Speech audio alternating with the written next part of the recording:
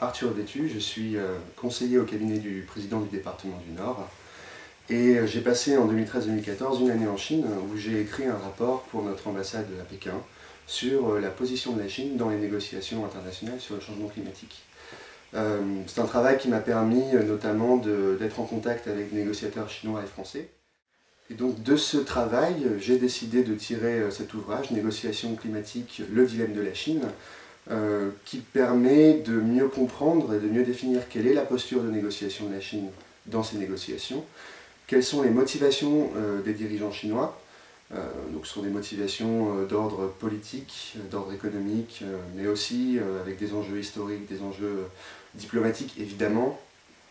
Et donc surtout, le but de cet ouvrage était de véritablement voir ce qui, dans cette position de négociation, va forger et va structurer des points importants dans les discussions qui viennent en décembre 2015 à Paris pour la fameuse COP21.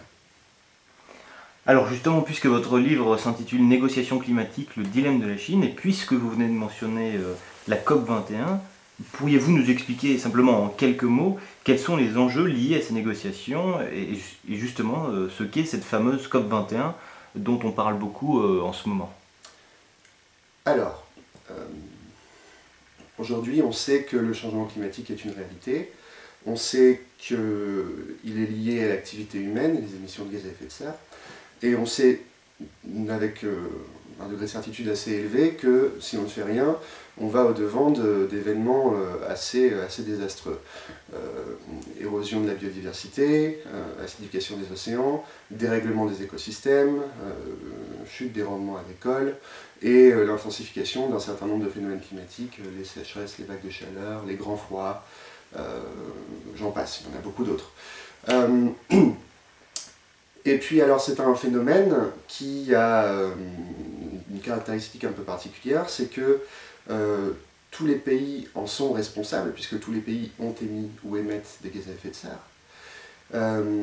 Mais cette responsabilité donc, qui est commune est aussi différenciée, puisque tous les pays ne sont pas responsables à un même niveau. L'autre point important, c'est que tous les pays vont avoir à en subir les conséquences de manière indifférenciée. Et notamment, il se trouve que les pays les plus vulnérables ne sont pas nécessairement les plus responsables, ils sont souvent aussi ceux qui n'ont pas la capacité d'y faire face. Alors, face à ça, que fait-on? Il faut réfléchir sur 3 points. Le premier, c'est la réparation des pertes et des dommages qui sont subis par les pays exposés au changement climatique. La question aussi des réfugiés, évidemment, une question importante. La deuxième question, c'est celle de l'adaptation. Comment va-t-on adapter les politiques, les services, les techniques agricoles, les infrastructures à un climat qui est déréglé par rapport à celui que nous connaissons aujourd'hui? Et puis le troisième point, évidemment, c'est comment on va pouvoir atténuer le changement climatique en réduisant au maximum les émissions de gaz à effet de serre pour donc limiter les pollutions et donc limiter le changement climatique. Ça donne lieu à des discussions extrêmement complexes entre les différents pays, puisque certains disent qu'ils ne sont pas responsables mais qu'ils vont avoir à en subir les conséquences. D'autres disent qu'ils ne feront rien si certains pays comme la Chine ne prennent pas aussi les choses en main. Et donc au final, ça crée une espèce de brouhaha et ça crée un besoin de coordination entre tous les pays. Donc ce qui s'est passé, c'est que sous l'égide des Nations Unies, la communauté internationale a décidé d'organiser chaque année de grands rassemblements internationaux, 180 pays y participent, 185 plus précisément, et donc on fait chaque année le point à ces fameuses conférences des parties, les COP, Conference of Parties en anglais. On fait le point sur les avancées et on prend des décisions sur comment on se coordonne entre pays pour faire face à ce phénomène. Alors, la COP21 sera donc la 21e COP, elle se tiendra à Paris en décembre 2015, et elle est très particulière. Elle est particulière pour quelle raison? Parce qu'en vérité, la communauté internationale s'est fixé cette date limite pour arriver à un accord global. Un accord global, c'est-à-dire que c'est un accord qui va impliquer l'ensemble des pays, où les pays vont prendre des engagements. Ces engagements vont avoir une valeur juridique au regard du droit international. Et les pays vont se fixer des objectifs, à la fois pour limiter leurs émissions de gaz à effet de serre, et pour mettre en œuvre les capacités financières et les transferts de technologies qui vont permettre de faire face à ce phénomène. Donc c'est un moment historique, et c'est un moment qui attise à la fois les espoirs et les craintes. Les espoirs parce qu'évidemment on n'a jamais été aussi près d'aboutir à un accord qui permette de limiter le changement climatique à 2 degrés. Et les craintes parce qu'il reste un certain nombre de points de blocage et que, évidemment, on arrive à un moment en 2015 où si on loupe le coche, on risque de se réveiller trop tard. Et donc l'enjeu de cette COP21, c'est véritablement d'aboutir à un accord qui soit suffisamment ambitieux et suffisamment efficace pour permettre de faire face à ce phénomène. Alors justement, pourquoi vous intéressez-vous spécifiquement à la Chine et surtout au rôle qu'elle tient dans ces négociations ?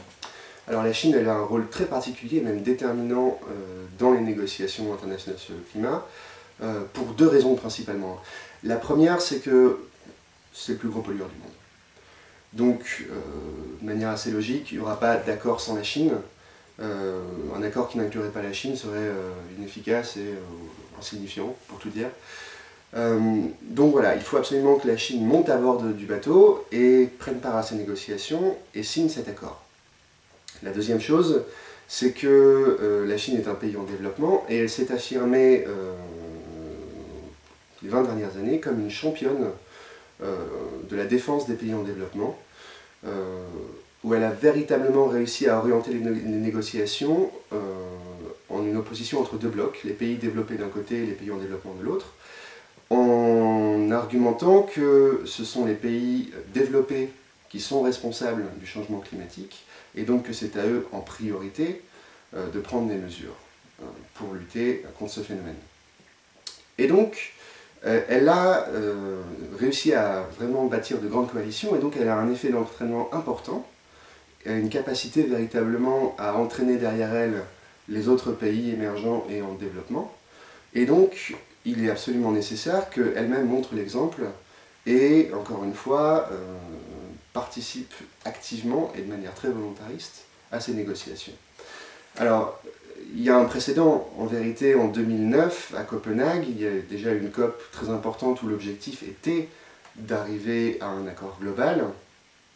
Et puis, au final, la Chine a été l'un des pays qui a été accusé d'avoir saboté les négociations. Donc c'est très important aujourd'hui de savoir ce qui a été modifié dans sa posture de négociation et sur quel point elle peut faire des concessions ou non. Parce que ça va véritablement forger l'accord de la COP21. Alors il se trouve qu'aujourd'hui la Chine, en plus de ça, son contexte a un petit peu changé. Elle est extrêmement polluée, elle s'empoisonne véritablement. On a tous à l'esprit ces images de Pékin et des grandes villes chinoises complètement polluées, opaques quasiment. Elle s'empoisonne, donc elle est consciente qu'elle doit prendre des mesures. Et en même temps, elle doit sortir des centaines de millions de personnes de la pauvreté. Et donc, elle a quand même besoin de continuer à se développer. Et pour cette raison-là, elle hésite à prendre des engagements sur la scène internationale. Donc, elle est véritablement face à un dilemme. Et c'est ce dilemme qui, de par le poids de la Chine dans les négociations, va forger de nombreux points de l'accord qui viendra à la COP21.